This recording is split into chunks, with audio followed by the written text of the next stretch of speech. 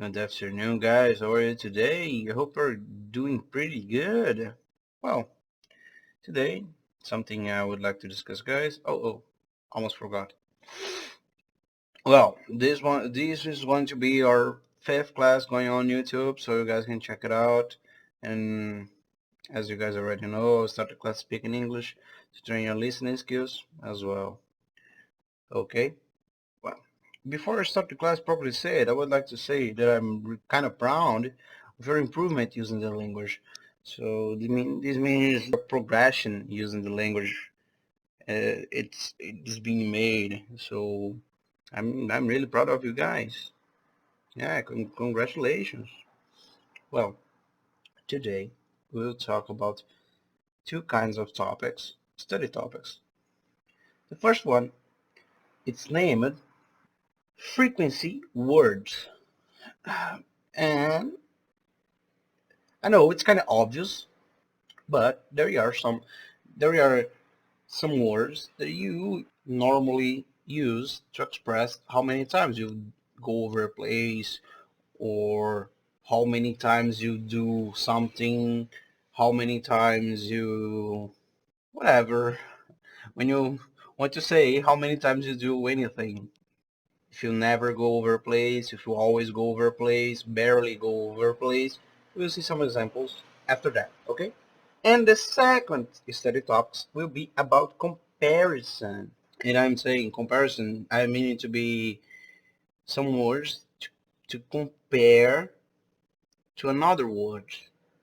When you have to make comparisons about size, about quality, about quantitative, any kind of comparison, you do have some kind of words as you do in frequency words. So it's just a little introduction so you guys can understand what we'll talk in this class, okay? So let's head to your class properly said. Let's get started. Bom, pessoal, então, como dito aí na introdução em inglês, eu estou sim orgulhoso do uso de vocês, do progresso que vocês estão tendo utilizando a língua inglesa, certo? Eu notei que vocês começaram todos muito tímidos, eu noto que vocês soltaram mais. Obviamente, ainda faltam algumas estruturas para que tudo fique 100%.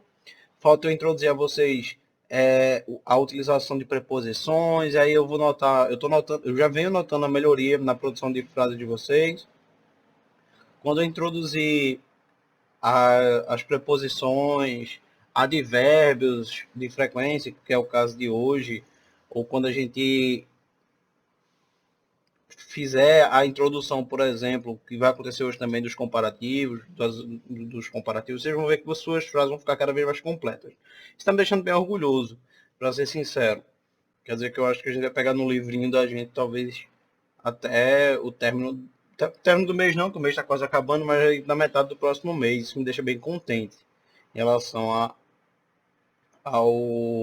evolução de vocês. Realmente me deixou bem contente, certo? Mas enfim, dito isso, bem, vai estar tudo legendado para vocês, né? Se vocês não entenderam. Mas hoje a gente vai estudar as palavrinhas que são utilizadas para exprimir frequência no inglês. Como assim, professor? Quando você diz, por exemplo, no português, eu pergunto, tu vai quantas vezes à academia? Aí você diz, eu vou uma vez na semana, duas vezes na semana, eu quase nunca vou, raramente vou. São, de certa forma, advérbios, certo? Que exprimem frequência. E aí tem, no caso do português, certo? Tem certas locuções adverbiais e tem os advérbios para exprimir. Tá? Só que geralmente as locuções adverbiais são de modo. Tá? No caso do inglês não vai ser tão diferente não, e eu vou explicar o porquê.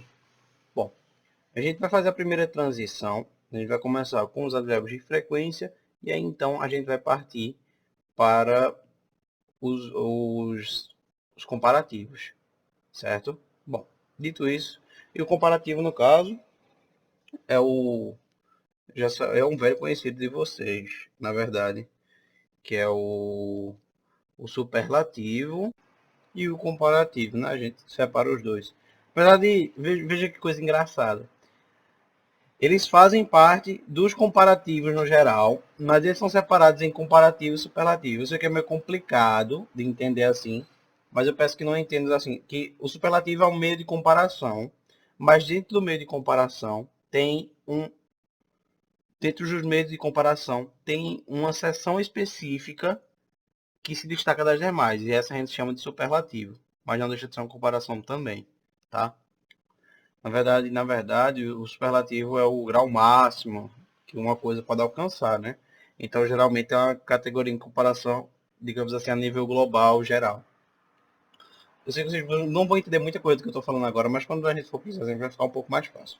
Dito isso, vamos para a primeira transição, e quando a gente voltar, vocês vão ver na telinha de vocês alguns exemplos de advérbios de frequência. E aí, com os exemplos, é mais fácil trabalhar com vocês e explicar o que cada coisa significa exatamente. Vamos lá para a primeira transição.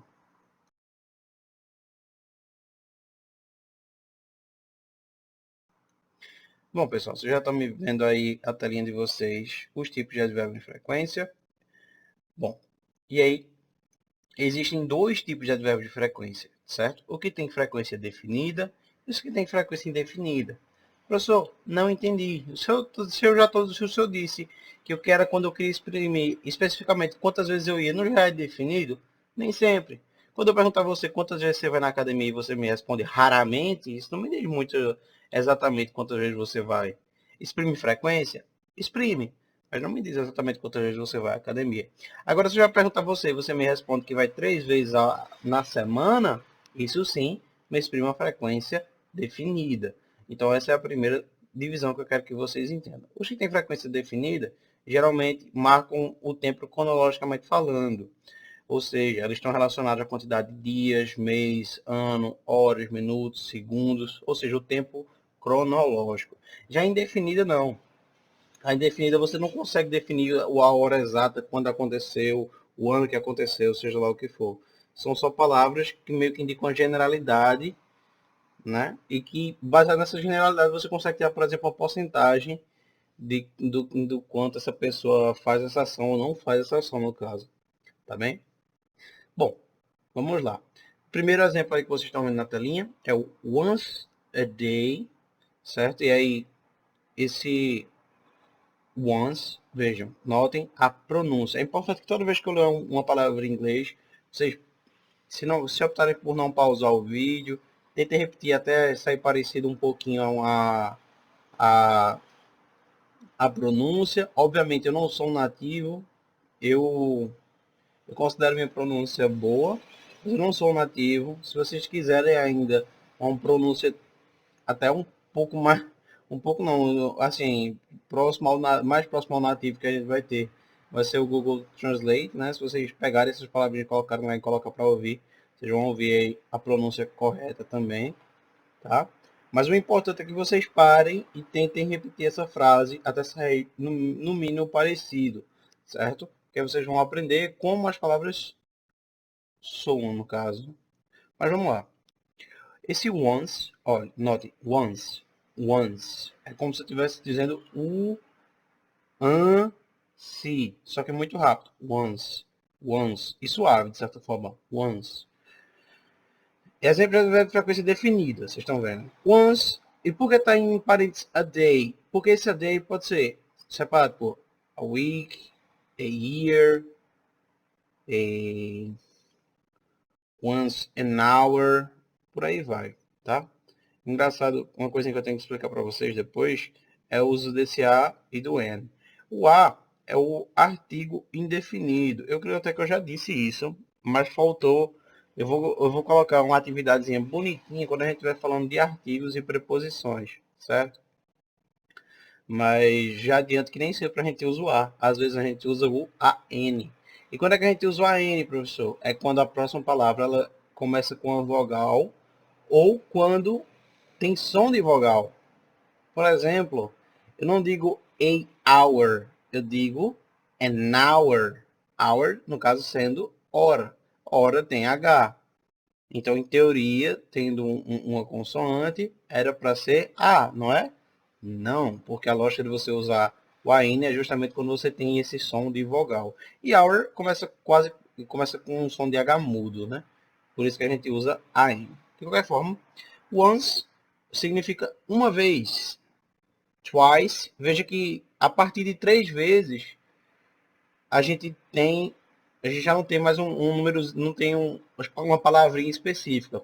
Mas quando você faz geralmente uma vez só ou 2 vezes, a gente tem a duplinha once e twice. Twice a day, twice a week, once a day, once a week, once a year, esse tipo de coisa. Certo? Então, a partir de 2 vezes, a gente fala o número, o numeral, e a quantidade de vezes, que é times. Times. Então, digamos aqui que eu queria dizer que eu vou 5 vezes ao centro da cidade. I'll go over the downtown 5 times a week, por exemplo. Certo? Eu vou ao centro da cidade. I go over the downtown 5 times a week. 5 vezes na semana. 5 times. Ou seja, a partir de 2 vezes você diz o número e você utiliza a palavrinha times para significar exatamente quantas vezes você vai.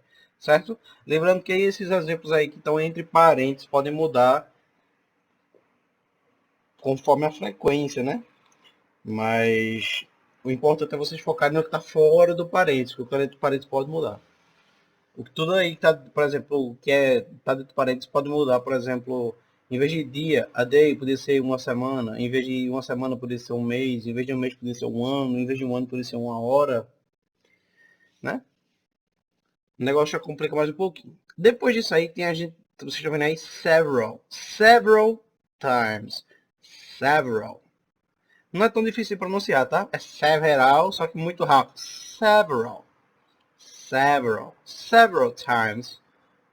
E several significa várias. Geralmente, quando você diz mais de 4, é several, tá, pessoal? Se usa several. Hourly, vejam, hourly é de hora em hora. Eu não lembro se a gente tem alguma palavra parecida em português. Eu vou pausar o vídeo até que eu lembre, tá, pessoal? Calma aí. Eu não vou lembrar, não.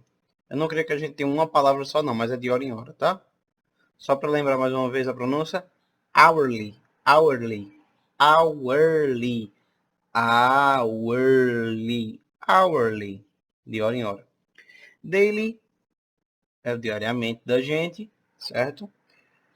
Fortnightly, fortnightly.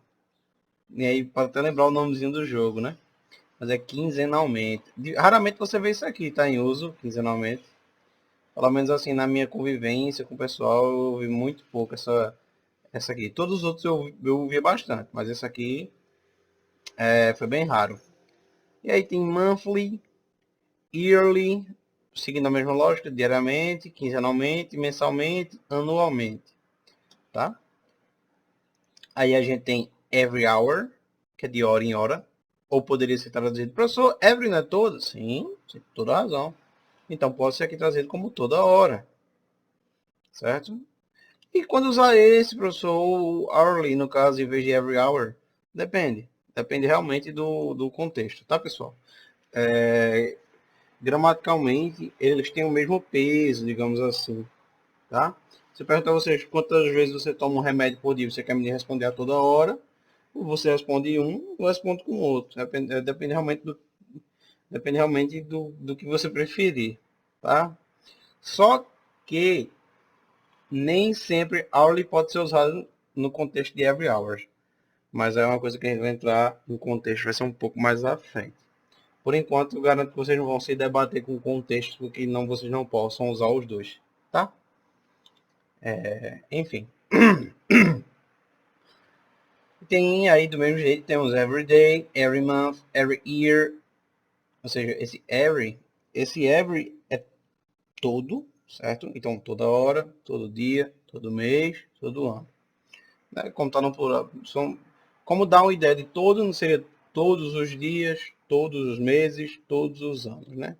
Every month. Engraçado você notar assim, que apesar de dar uma ideia de todos no português, veja que tanto horas, dias, meses, anos estão escritos no singular, porque o every, ele tem esse sentido total, mas relacionado a uma única, não tem um plural, feito a gente diz todos, né? Então por isso que vai para o singular. E aí a gente vai ter que ver um pouquinho de preposições, certo? On Saturdays, on Sundays, on weekdays, at weekends. Ou seja, quando eu digo on Saturdays, eu quero dizer nos sábados. Quando eu digo on Sundays, aí a gente pode até depois dar uma relembrada nos dias da semana.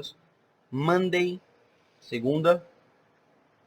Tuesday, terça-feira. Wednesday, quarta-feira. Não é Wednesday,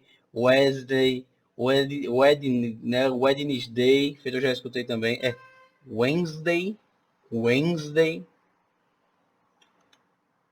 Temos aí Thursday, lembrando fazer vocês lembrar daqueles sonzinhos de cobra, de língua no meio do gente, tá? Thursday, Friday, sexta-feira, Saturday, sábado, Sunday, domingo, certo? Então aí temos Saturday, Sundays, no sábado e domingo. Geralmente quando você diz, quer dizer, num dia específico da semana, geralmente você usa essa preposição on. A gente vai ver isso um pouco mais à frente, que inclusive na próxima aula a gente veja isso, tá? Preposições e artigos. E at weekends, esse at geralmente é quando você quer exprimir exato. Por exemplo, porque é muito complexo explicar isso para vocês agora, não quero confundir as cabecinhas de vocês. Tentem se preocupar só com os elementos que exemplificam frequência, tá bem? E aí a gente vai para os de frequência indefinida, que talvez sejam os mais interessantes para vocês, e com certeza vocês escutarão muito, muito. Não mais que os definidos, que aí é obrigado pau a pau. Mas aqui vocês vão escutar muito também. Temos os mais famosos, Always. Tem até tem uma marca de um... As meninas vão ver que tem uma marca famosa, conhecida delas aí, né? Mas significa sempre. Nearly. Prestem atenção no som. Nearly, nearly always. Ou almost always. Quase sempre. Nearly, near, vejam, presta atenção, formação de palavras no inglês é a mesma coisa, quase a mesma coisa que formação de palavras no português. Near significa perto. E o li, se vocês lembrarem, é quando a gente quer transformar a palavra num substantivo, dando a ideia de modo, seria aquele mente, o ente do português, né? Provavelmente, constantemente. Esse nearly always significa muito próximo ou aproximadamente, olhe, aproximadamente sempre. E o almost é bem famoso, o substituto, no tradução literal para o quase, né? Almost always. Então, quase sempre. Esse terceiro, preste atenção na pronúncia, tá? Não é usually, não. É usually. Mais uma vez. Usually. Usually. Ou normally. Ambos significam normalmente. Usually, inclusive, pode ser traduzido para usualmente. Tá? Só que usualmente, no contexto português, acaba tendo um sentido de menos normal do que normalmente, né? Tipo, é um pouco mais de vez em quando, né? Mas no contexto do inglês, usually e normally eles são equivalentes. Generally, generally, veja a fonética, tá? Generally, geralmente. Regularly, regularmente. Often, veja, esse T aqui não tem som, tá? Often, often, often ou frequently. Muitas vezes. Esse often geralmente quer dizer frequentemente, tá? São equivalentes também. Often é com muita frequência. Sometimes e occasionally. Sometimes é às vezes e occasionally, ocasionalmente, tá? Ambos têm pesos gramaticais equivalentes, digamos assim, tá, pessoal? Bom, Dando sequência, a gente tem o rarely e o seldom. Seldom vocês vão dificilmente ver. E é realmente assim que se diz, tá? Seldom. Seldom. Rarely eu garanto que vocês vão ver muito mais. Então, barely também. Barely. B-A-R-E-L-I. Acho que nem vai estar por aqui. Mas barely é quase nunca. Né? Muito parecido com raramente. Aí temos o realmente quase nunca, né? Em quase tradução literal aqui. Almost never. Hardly ever. Almost, eu já disse a vocês que é quase. Never é nunca. E hardly ever. Quase nunca. Professor, como assim? O senhor acabou de dizer que never é com N? E por que que quase nunca aqui é ever? E aí, se você for procurar ever, tem vários sentidos, tá? O inglês, ele tem um certo nuance. Veja que coisa legal, veja que coisa legal da linguística. No português, é normal você negar duas vezes, não é? Quando eu digo, por exemplo, eu não... Né, deixa eu ver o que é que eu poderia dizer assim. Eu não irei nunca à floresta à noite. Veja, eu não irei nunca. Ou seja, eu tenho não e nunca. Eu estou negando duas vezes. Qual a necessidade? No inglês não existe isso. Quando você usa uma palavra de tom negativo, a outra não pode ter um negativo. O never, ele já dá esse entender de nunca. E veja que o almost não dá. Então, por isso que eu usei almost never. Agora, quando eu digo hardly, o hardly já é dificilmente. Lembra? Hard é duro, complicado, difícil. Nesse caso aí, é de difícil, né? E o li, dificilmente. É quando a gente coloca aquele mente, como se estivesse no advérbio no português. Então, dificilmente, alguma vez. Ever, geralmente significa alguma vez. Never, nenhuma vez. E nenhuma vez é o quê? Nunca. E por aí vai. E aí a gente tem o próprio never, significando nunca. Never sozinho é igual a nunca. From time to time, de vez em quando, certo? E aqui fica de tempos em tempos também, pode ser usado, tá? Inclusive de tempo em tempo ficaria mais literal, né? Mas poderia ser, coincidentemente poderia ser utilizada a droga.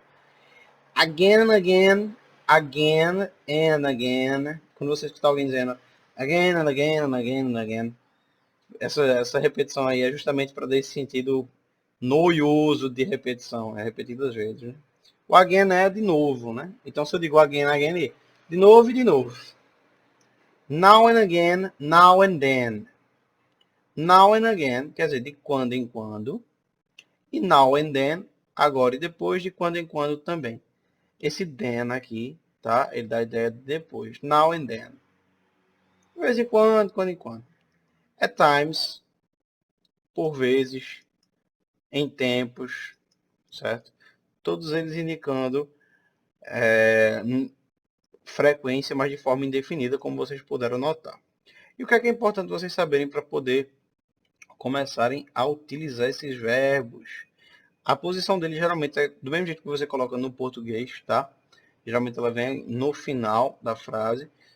Geralmente você diz, eu vou à academia 3 vezes ao dia. Porra, não, calma, 3 vezes ao dia é muito. Eu vou à academia 3 vezes na semana. Veja que isso, geralmente ele vem no final da frase. Quando eu quero colocar esse advérbio de frequência, ou a locução adverbial de frequência no começo, a gente usa a vírgula. Por 3 vezes na semana, vírgula, vou à academia. Sempre assim. O mesmo serve para o inglês, tá? Os advérbios geralmente vão vir no término das frases. A gente, inclusive, pode ver isso aqui nesses exemplos aqui, ó. John play tennis every day. E aqui tem o João joga tênis todos os dias, né? Como eu disse a vocês, geralmente não se traduz nome não, tá? John, obviamente, é o equivalente de João no português.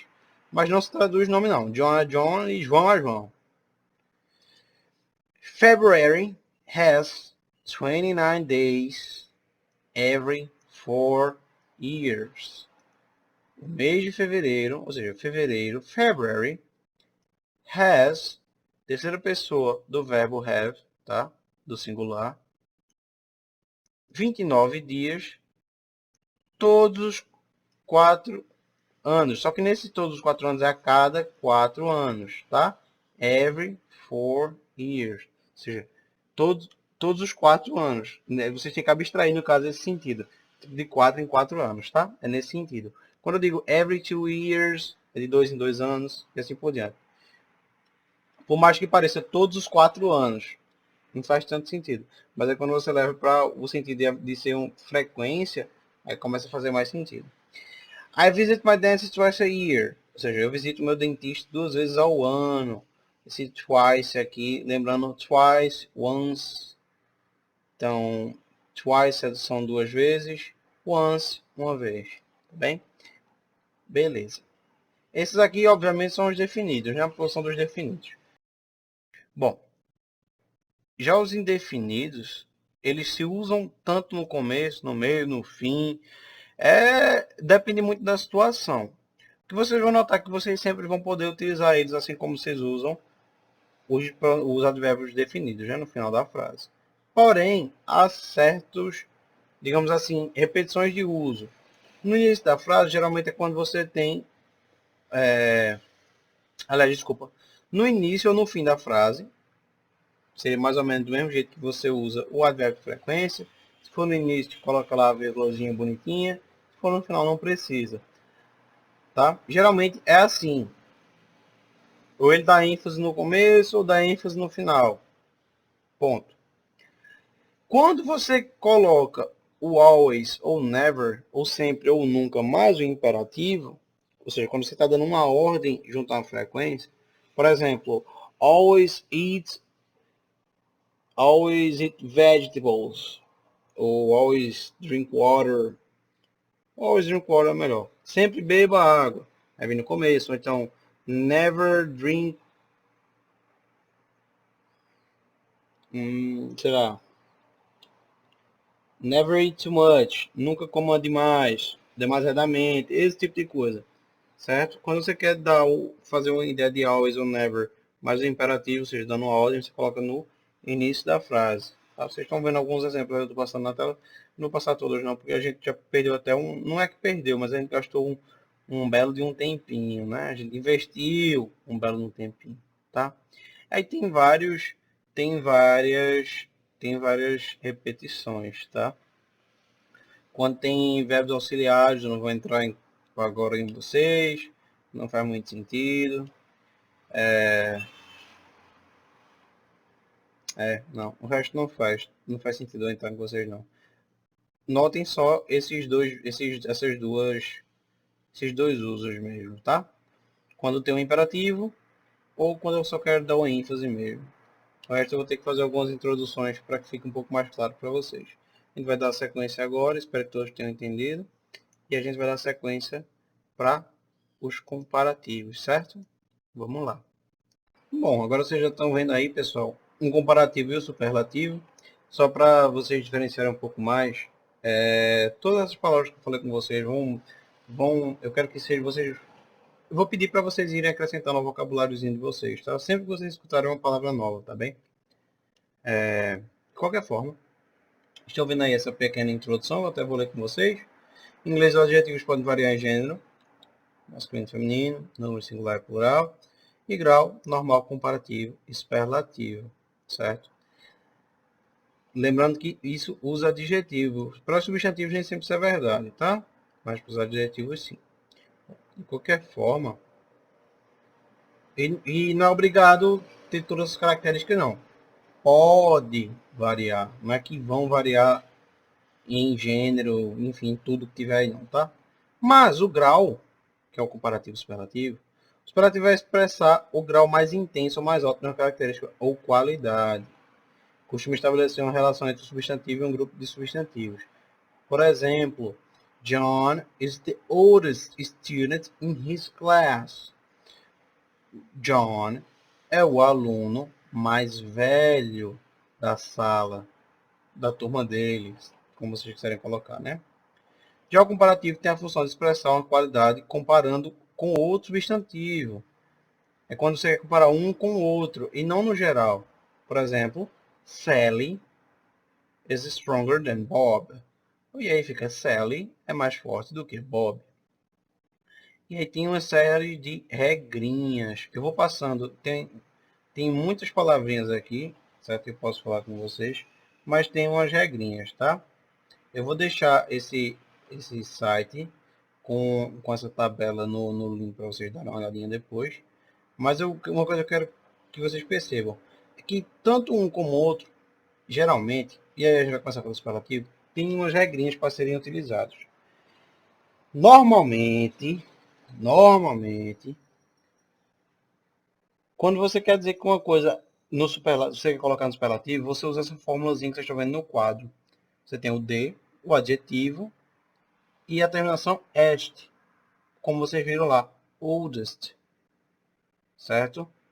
Se fosse de ótimo ou incrível, seria greatest. Maior em termos de tamanho, the biggest. O cara mais feliz, happy, happiest, certo? Fazendo algumas associações, por exemplo, happiest, saiu I, saiu Y, vira IST, certo? Tem algumas regrinhas assim, vocês vão poder notar e essas regrinhas, inclusive, elas se repetem em outras classes gramaticais, tá bem? E há exemplos, por exemplo, que a gente vai ler agora, desse uso dessa terminação. These are the newest market trends. Essas são as mais novas tendências do mercado. Newest, mais nova possível, entenderam? Nicest teacher, biggest house. Vejam aí, eu estou lendo só os adjetivos. E eu quero que vocês percebam o seguinte, vejam. Biggest, quando você tem um adjetivo que tem 3 palavrinhas, certo? Geralmente se duplica a última e acrescenta o EST. Big é uma delas. Big vira biggest, certo? É um exemplo para vocês. E vocês vão ver que esse meio padrão ele se repete em vários outros classes gramaticais. Devendo um a um quando o tempo chegar, tá bem? Você tem aí esses exemplos. Catherine was a nice teacher I have ever had.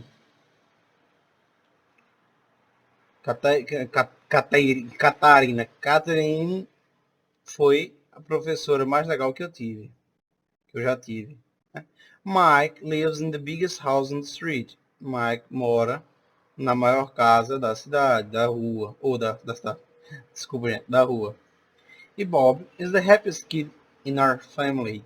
Bob é a criança mais feliz da nossa família. Então vocês puderam notar o seguinte: quando você quer utilizar o superlativo, você faz o uso dessa estrutura e coloca esse adjetivo no grau mais elevado possível dentro de um conjunto geral. Já quando a gente estiver fazendo, por exemplo, no comparativo, você vai estar comparando sempre em relação a outra coisa. Mas vamos ver as regrinhas propriamente ditas, tá? Como é que a gente coloca no superlativo? Se o adjetivo já tiver o E no final, você só acrescenta o EST. Lembrando sempre que se é o mais importante, tem que ter o O. The nicest, the largest, the simplest. Ou seja, tem que ter sempre esse THE aí, tá bem? E aí tem os exemplinhos, tá? Eu não vou ler todos os exemplos porque são muitas regrinhas, senão a gente demoraria muito.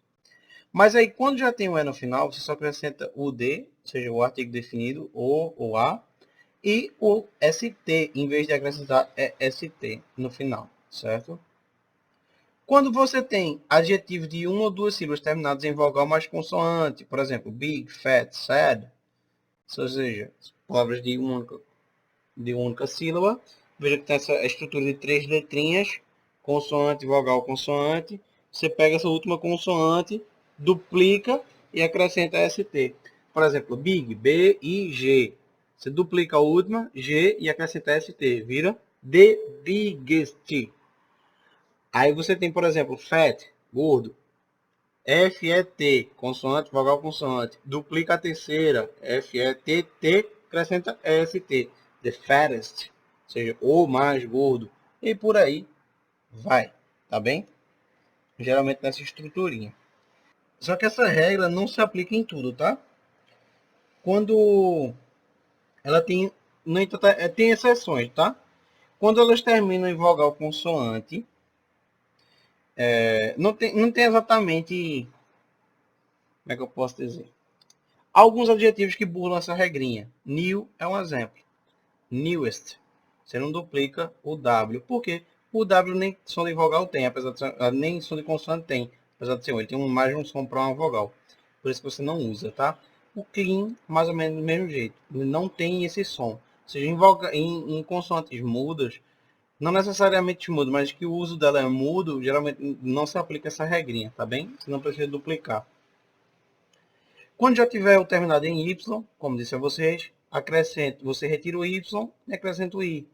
Busy, busiest, ou seja, ocupado.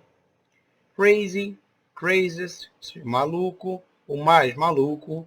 Easy, fácil, the easiest, o mais fácil, certo?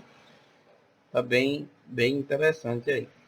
E aí, quando você tiver adjetivos grandes, muito grandes, mais de três ou mais sílabas, você usa most. The most.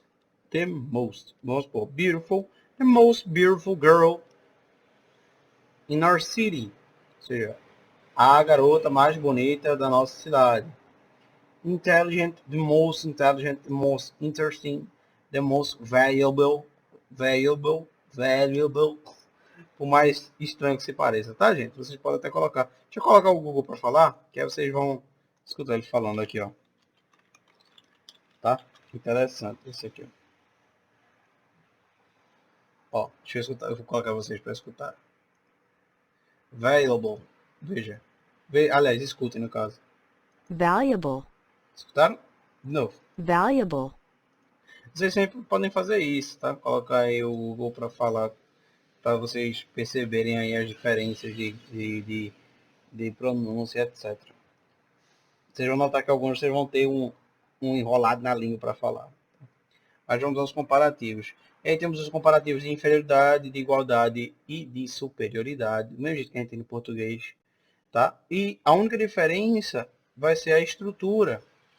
Do mesmo jeito que a gente fala. Ou fulano é mais tal coisa que cicrano. Ou fulano é menos que tal coisa cicrano. Ou fulano é tal qual cicrano.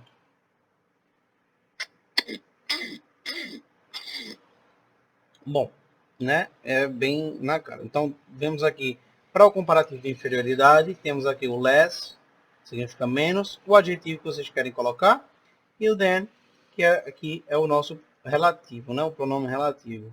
Então, menos adjetivo e o pronome relativo. My shoes were less expensive than yours. Ou seja, menos caros que os seus sapatos, né? Mas assim, os meus sapatos foram menos caros que os seus. Não sei porque o cara disse só mais barato, mas tudo bem. Vocês pegaram primeiro, né? Vou dar sequência para a gente não se atender muito, porque a aula está muito grande. Eu não esperava que a aula ficasse tão grande, não. Temos então o comparativo de igualdade. As, adjetivo. As, tão quanto, tá? My shoes were as expensive as yours. Foram tão caros quanto os seus. Certo? Vou ler mais um desse aqui, que pode ser que tenha gerado alguma confusão. My cousin is as smart as his brother. O primo dele é tão inteligente quanto o irmão dele. Esse as aqui geralmente indica sozinho na frase, ele indica como. Mas nessa estrutura, as, adjetivo, as, é tanto quanto, tá? Ou tão quanto, tal qual. Todas essas variações que a gente tem no português, elas são representadas desse jeitinho que estão aqui, tá? Todas elas são representadas desse jeito. As, adjetivo, as. E para os comparativos de superioridade, obviamente, ele é bem parecido com com de inferioridade, só que no lugar de legend você coloca more, é isso? Nem sempre. Tem nem sempre. Na verdade, o de superioridade eles têm uma regrinha especial, de certa forma, eles não têm estrutura, tá? Que geralmente você só faz o seguinte, você coloca o ER, certo? ao término da frase, para que, e você diz o than, né? A quem você está se referindo, para você dizer que uma coisa é maior ou menor que a outra. Por exemplo, esse primeiro exemplo, né? Adjetivo, mais a terminação é R, mais than. The bag she brought today is newer than mine. A bolsa que ela trouxe hoje é mais nova que a minha. Note, newer. Esse newer é mais nova, certo? Than, que é a minha. Than mine, que é a minha. E aí vocês vão notar, large, do mesmo jeito. Larger. Nice, vira nicer.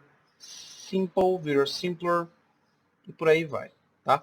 E aí temos um pequeno porém, tá? Quando desses aqui, large, nice, simple, ele segue a mesma regrinha que a gente falou no comparado, no superlativo.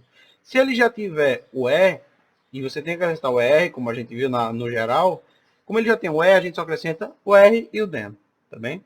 Caso sejam pequenas, sejam adjetivos curtos de uma sílaba, naquela mesma estrutura, consoante, vogal, consoante, certo? A gente faz exatamente a mesma coisa que a gente fez no superlativo. Só que aqui, em vez de ser biggest, vira bigger than, certo? Vocês estão vendo aí os exemplinhos, tá? E, obviamente, aquelas acessões de lá também se aplicam aqui, tá? E, por fim, aquela regrinha lá do Y, retira o Y, coloca o I, acrescenta a terminação, também é válida aqui. Busy, eu só quero dizer que alguém é mais ocupado que fulano. Eu digo que fulano é busier than cicrano, tá certo? Note busier, busy é ocupado, busier than cicrano, mais ocupado que. E esse busier, ele vai ter a troca do Y pelo o I, certo?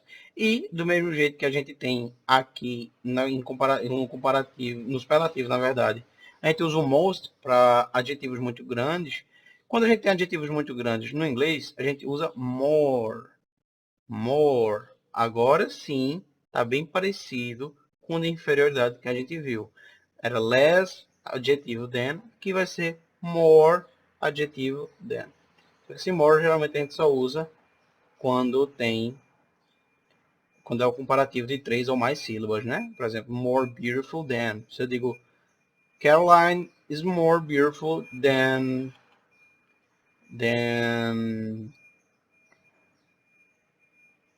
Mary, por exemplo, né? Carolina é mais bonita que Mary. Então, você usa o more adjetivo than. Intelligent, John is more intelligent than Juan. John é mais inteligente que Juan. John is more intelligent than Juan. E mesma lógica lá do superlativo, tá certo? Espero que tenha dado para entender direitinho. Eu sei que são muitos exemplos, muitas regrinhas, mas eu aconselho para vocês que vocês transcrevam essas regrinhas que foram transpassadas aqui para vocês no caderninho de vocês. Isso vai facilitar muito as coisas, tá, pessoal?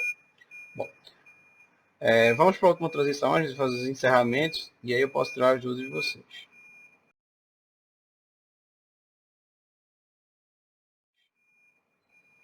Pronto, agora você já está me vendo na telinha maior. E o que acontece? Só para fazer a pequena revisão. Após ter escutando um apito chato. É o caminhão estacionando. Horrível, horrível. Vou ter que até ver se eu consigo amenizar na edição. Eu fico com a raiva. Logo no finalzinho da aula, viu?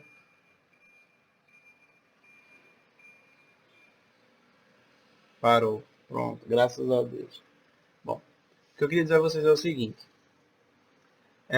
Hoje na aula a gente viu. O que foi que a gente viu? A gente viu, primeiramente, os advérbios de frequência, certo? As palavrinhas que a gente utiliza nas frases para exprimir frequência.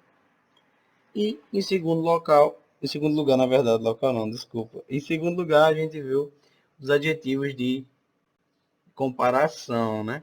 Na verdade, o grau dos adjetivos, né? Se são superlativo, comparativo e etc. Tá? Com isso, vocês vão poder formular ainda melhor as frasinhas de vocês. E qual é a tarefa de casa, professor? Dessa vez vocês vão me escrever 15 de cada. E por favor, eu peço que vocês sejam bem criativos ao mandar essas frasinhas formuladas, tá? 15 com utilizando advérbios de frequência e mais 15 utilizando advérbios com alteração no grau, ou seja, utilizando superlativo barra comparativo.